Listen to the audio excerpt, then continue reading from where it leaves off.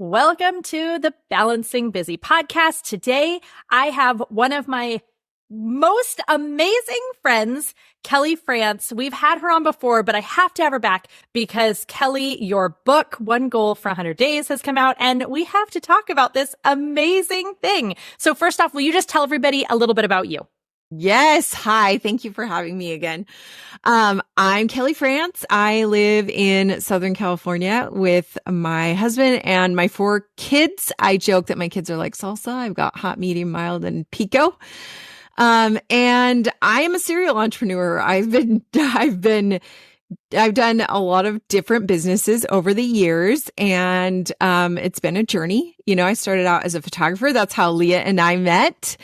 And then I started mentoring photographers and started a photography school and magazine with my husband. And then we sold that and I jumped into the direct sales world. And that's been an awesome journey. And I also empower women to be more confident. And then, yeah, and that's, that's about me. Okay. So you are the confidence queen. One of the things that I love about you is that you are always trying to empower women to claim their confidence, to stop allowing those inner voices that can be so brutal and mean to stop us from our progress and to keep us from reaching our goals, right? Like that life that we really want. So tell me about you writing this book, One Day for 100 Goals. Why did you feel like this book was important and needed and that, you know, you needed to write it? It all started kind of when I went to a conference, and it was actually a virtual conference because it was during 2020. And I was listening to a speaker talk about her experience. She's the author of Hello Fears. And she was talking about how she had faced her fears for 100 days and, you know, how facing her fears for that many days, like really empowered her. And she did like a different fear each day, you know, and did some crazy stuff over those 100 days. And I loved that. But the thing that I really loved about her keynote speech was this idea of focusing on something for 100 days. And so my friends and I were like chatting afterwards, and we were like, we should do our own goals for 100 days. Like we should all pick a goal and do our own goals for 100 days. And one of my friends mentioned a business goal she had. And then I told, and I was like, wow, I should have my team like do something similar. And so I put it out there, and then I was like, wait a minute, I should just have everybody, like all of my followers, do this with me. Cause I just love empowering women. I love to do things together with women and bring women together. And, so we started doing this, and it's been, you know, this started in 2020. So we started, and these women were having incredible results. Like so many of them were able to focus on one goal for 100 days and accomplish it. And it was just super empowering to them and boosted their confidence. And I did it too. And it was just amazing to see what happens when you focus on only one thing for 100 days. And so this continued on. I continued doing these like challenges and just having all these women have so much success. And I just thought I want to write a book, like sharing their stories, because there were so many stories of women, including yourself. Leah did it too, doing different things for 100 days. And it's such a confidence boost, right? When you do something for 100 days. And I even wrote the book in 100 days. So I was able to write a book and self-publish it in 100 days. And that was no small feat. No, it was not. I mean, getting to have a behind the scenes view that most people don't get to have, of getting to see you go through this process and just how much it's taken, and just the effort and the work and the love and the passion and the frustration, even, as things do not go according to plan and deadlines are not met. And I mean, it's been this huge challenge. So one of the things that I really love about one goal for 100 days, well, I'm actually going to name more than one thing. But the first thing that comes to mind is, one of the things that I talk about so much within my sphere and with my community and in this idea of balancing busy is really focusing on incremental progress and not getting so stuck on these huge, big results to where we then end up sliding backwards because we just get overwhelmed. It's too much. It's too big. And we slide back to our comfort zone. One goal for 100 days, it's not, let's work on this, and this. It's what is the one thing that you are going to do every single day for 100 days.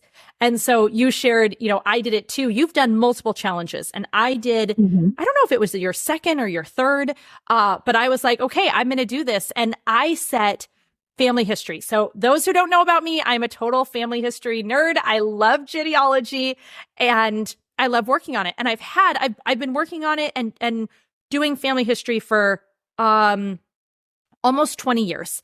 And I've had times where I can put a lot of time into it, right? Like I am making huge progress. I feel like this detective and I'm unraveling and finding these secrets. And I'm like, oh my gosh, this is so cool. And then there's times where I got out of the habit and I barely touched it for a year or years, but it brings me so much joy. So whenever I fall out of those habits, I'm always really discouraged and it's something that I miss. So, when you put out the next challenge and you're like, okay, one goal, 100 days. I'm like, yes, I'm doing this and I am going to do it for family history. And I will say that even choosing that, like the productive side of me, or maybe the efficient side of me was like, it should be a business goal. It should be a health goal. And I was like, no, this is the goal because it brings me joy.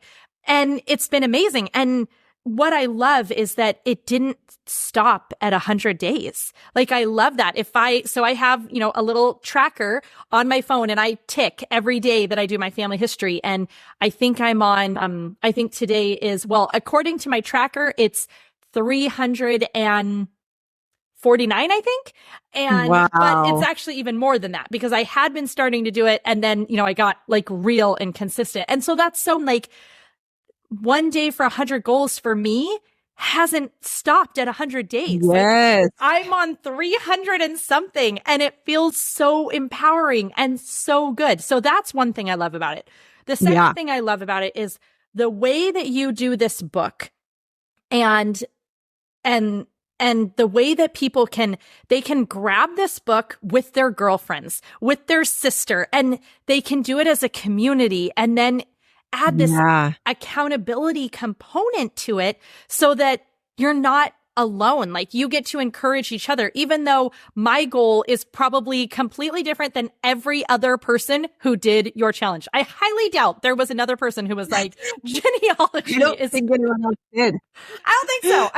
I think I am unique. I think I'm unique with that one. Right. But I still was doing it with others because I wasn't the only one trying to do this goal. And, that encouragement from you. And I love with the book how there are so many stories of other people that you can get inspired by, plus opportunities for me to like document and share and think about my experience. And it's so cool. Yeah. And so many women who did it beyond 100 days or did different rounds with different goals. It's just been really cool to see how people have done it for beyond 100 days. Yeah. Because now I really feel like the family history, it is a habit, right? Like this is a habit now. And so I'm completely ready to add the next thing and say, okay, what's the next thing I'm going to stack on top of this one for the next 100 days? And then that's going to be a habit. And then I can say, okay, what's the next thing I'm going to stack on top of that? So tell me why the, goals are so important. Talk me through why we need to have goals. So it's fascinating because most people don't keep 95% of people don't keep their New Year's resolutions, right? We want to have goals, right? And But here, let me tell you this study that is so motivating. This research that was done by Harvard MBA students. They studied these MBA students and they studied them over 10 years. And there were 84% of them had no goals. 13% of them had goals in mind, and only 3% of them had written down goals with a clear plan. And they discovered after the 10 years that this is the part that blows my mind. Those in the 3% that had written their goals with a clear plan made 10 times more money than the other 97% combined. Like, who doesn't want to make 10 times more money? And not just that. I remember this research study because let's also remember, we're talking about Harvard MBA students. These are clearly the smart ones, okay? These are the smart people. And yet only 3% actually took the time to take that goal and get it down onto paper. And that translated into a massive difference in their level of success. That's so crazy. Yeah, it's mind blowing. So when I read that, I'm like, I want to be in the 3%. That means that you've got to write it down, which is one of the reasons I wrote this book, because it's a motivational journal where you have prompts that help you write these things out and really think through what you want to do. Because here's the other thing.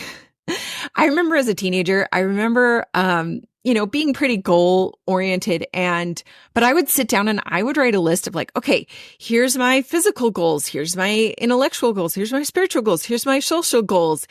And I would write at least 5 things under each category. So there's 4 categories times 5 is 20 goals, right? Right. And then I would be so overwhelmed because I had 20 new goals to figure out on the new year. So I didn't do any of them, right? Because that's what we do when we get overwhelmed. We run. It's like fight or flight. You run. And so the thing I love about this is that it's just one. You're just focusing on one. And I really strongly encourage people to not add 2, not add 3. It's very tempting, right? But just start with the one. And then, like you said, you can habit stack. Once you got that down as a habit, you can add a new one, or you can do it for an extended beyond 100 days. But it's just, I think another reason to have goals is because it is such a confidence boost. It's a way to keep our promises to ourselves, which is one of the most powerful ways to increase your confidence. So that's why we need to have goals, and that's why we need to write down our goals. Yes, I love this so much.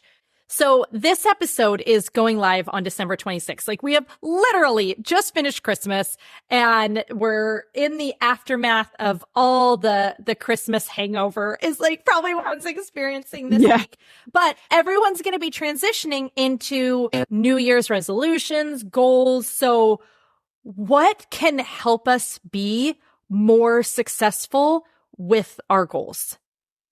Okay, so I share some of these in the book. They're the 5 C's of success. And these are just kind of things that I've learned from my own experience. And I've noticed in the women that have been successful who've done the 1 Goal for 100 Days challenge. And I'm just a word nerd, and I love to break down to alliteration. And so these C words are just these are the 5 most powerful ways to really get success with your goals. So the first one is to commit. Obviously, with this, 1 Goal for 100 Days challenge, you really have to sit down and be like, is this something I want to commit to for 100 days? Right. And so when you have that mindset, you really kind of have to take a minute and think about, is it something that I want to, do long term? And I share in the book a story about how I signed up for a half marathon a few years ago with my daughter. And because I was turning 40, she was turning 18, we wanted to celebrate by running this half marathon together during our birthday month. And as we started in this goal, it was the first week, which I call orientation week, where you're just trying it out. You're testing out your whatever you committed to. And we started running and we realized in order to actually train for a half marathon, you have to run for a very long periods of time. And I was like, I'd done cross country as a teenager, which is only about 30 minutes a day. So committing to like 2 hours a day, or more felt like a lot. And I'm a busy mom with, lots of businesses and things going on. And I was like, yeah, no, this is a no. We're not doing this anymore. And my daughter agreed. She didn't want to spend hours and hours running either. And so that's when we realized like, okay, we can, we're changing our mind. This is not what we want to do. And that's why I encourage you to allow yourself kind of that orientation week. Once you've committed, give yourself a week to test it out and be like, is this what I really want to do? And if not, then you change, try something else. If so, then you just keep tweaking it. And the other thing is calendaring it. I've noticed, I feel like, it's easy to have these ideals, right? But when, and I mentor a lot of business women and they tell me like their goals. And then I say, well, when are you going to do it? And that's fascinating because a lot of them have no idea when they're going to do it. They just know they want to do it, but actually putting it on the calendar is much more likely to make it happen. So just figuring out when am I going to focus on this? And then the other C is cheerleader. Everyone needs a cheerleader, or in other words, an accountability partner. It really, really helps. Even in writing this book, Leah, I had my editor, she and I worked together and I set up like weekly calls so that I would be accountable to stay on track for my own goals. And it helped so much to know that every Friday morning I had to have so many pages written, for her to edit. So really finding an accountability partner,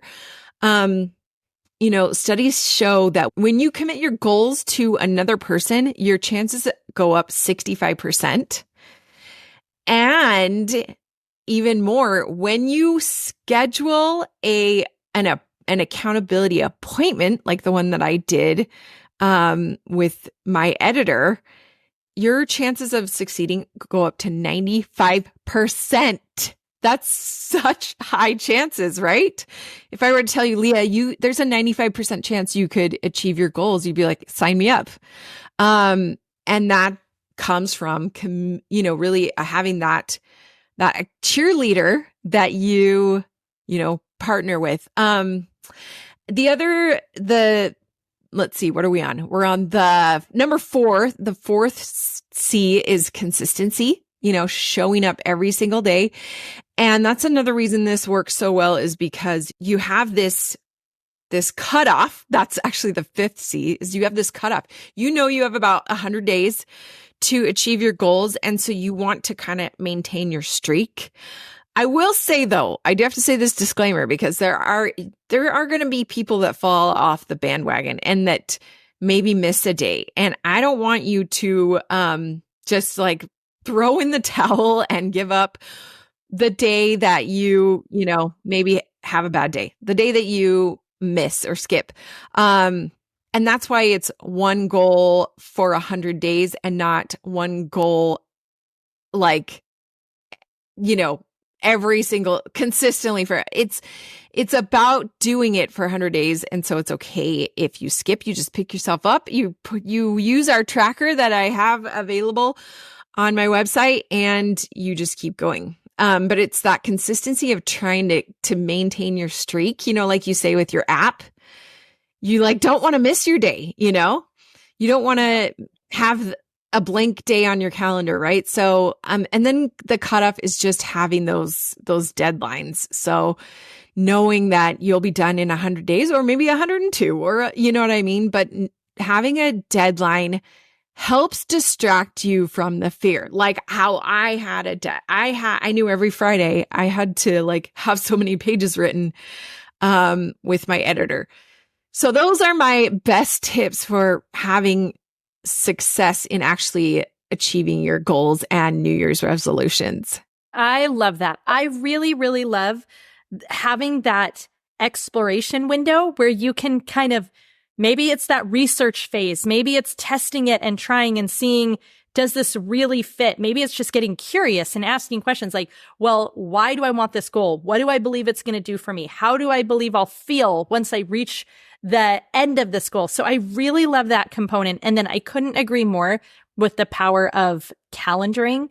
We don't do what isn't scheduled. We can have the best intentions, but if we're just hoping that the planets are going to align and open up this window of time available for us to do the thing that we say matters, that we believe will bring us more happiness, will help us feel more confident.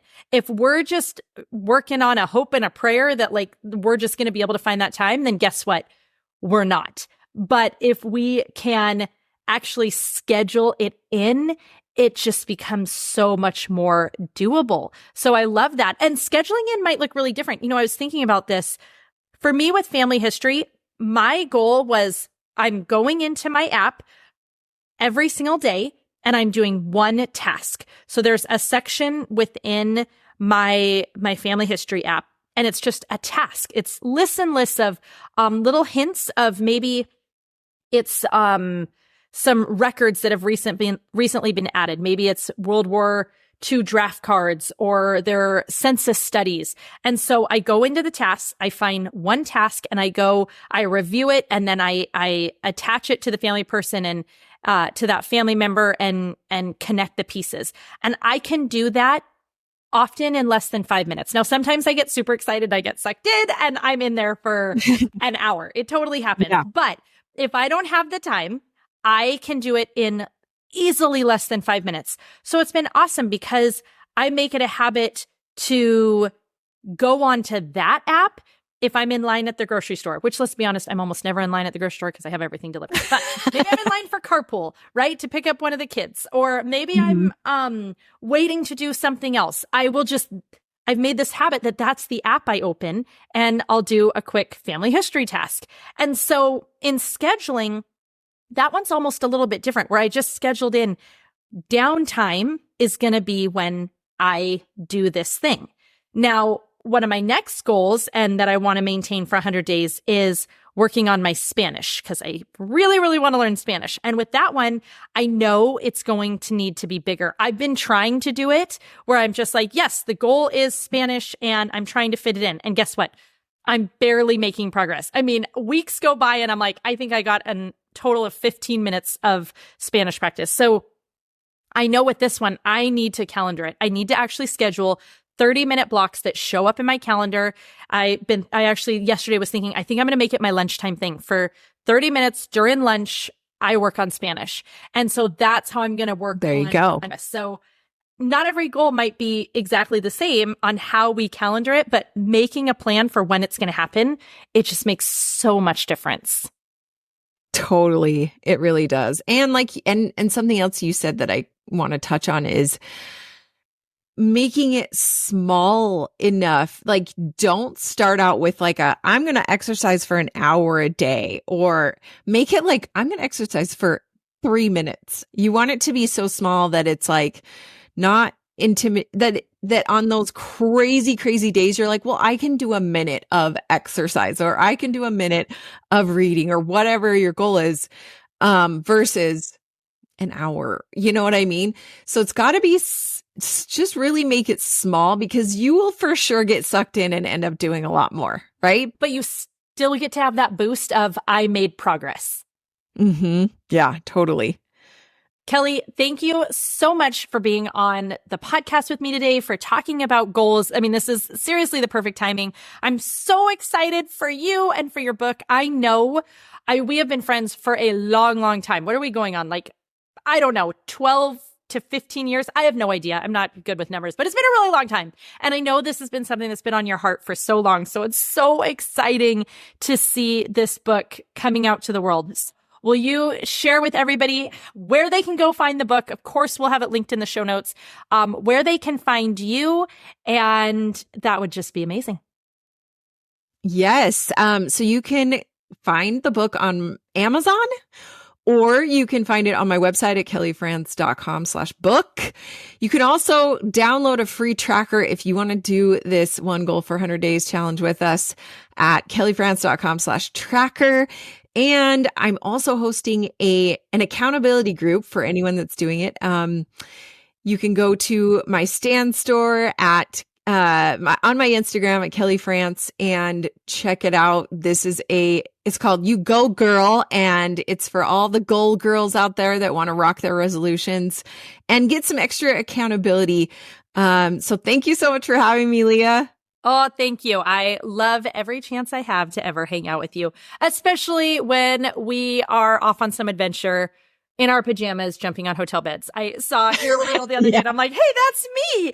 And it was, I mean, I think our third or fourth time over the years of us in bathrobes on jumping up and down, having pajama parties. So fun. Okay. I love you. I'm so proud of you and this book. I'm so excited for all the women. I know it's going to help and just increase their confidence, get them closer to their dreams and their goals. So it's amazing. Congratulations. Thank you, Leah. Go grab One Goal for 100 Days on Amazon.